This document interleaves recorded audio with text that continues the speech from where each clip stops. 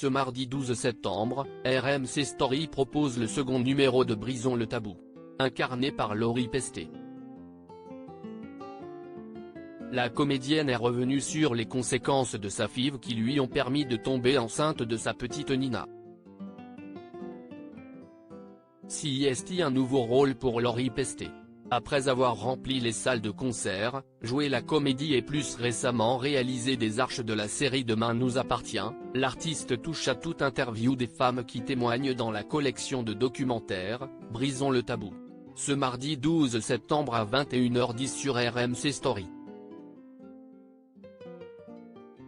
Le second numéro, qui fait suite au thème du postpartum, abordera les règles.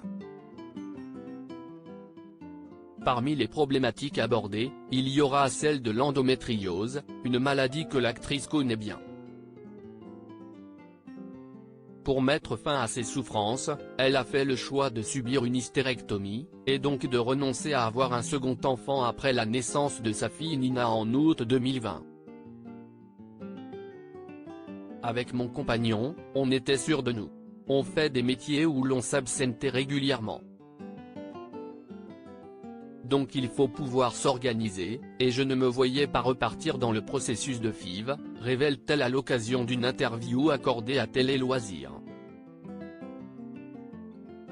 Laurie Pestet se confie sur le processus de FIV, tu vis des montagnes russes pour tomber enceinte, Laurie Pestet a dû passer par une fécondation in vitro.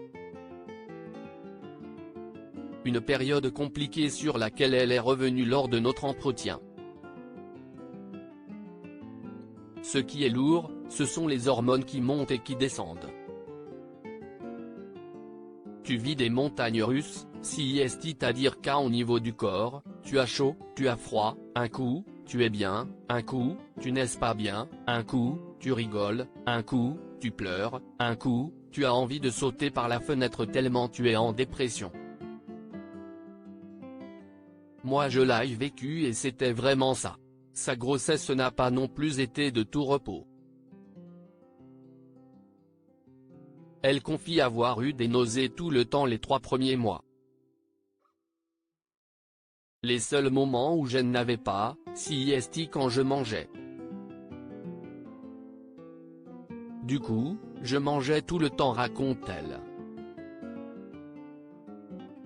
Laurie Pestet revient sur ses motivations pour incarner Brisons le tabou, je trouvais ça important d'être dans ce wagon-là, un processus difficile qu'a dû traverser une des témoins du documentaire Brisons le tabou. Diffusé ce soir et qui a d'autant plus convaincu Laurie Pestet d'incarner cette collection.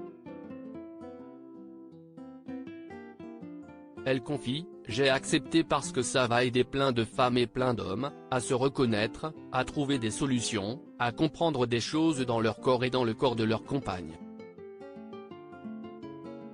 Je trouvais ça important pour moi d'être dans ce wagon-là. Pour l'instant, seulement 2 numéros ont été tournés mais celle qui a partagé l'affiche de Jean-Luc Reichmann dans Léo Mattei serait partante pour remplir s'il y a d'autres thèmes de prévus.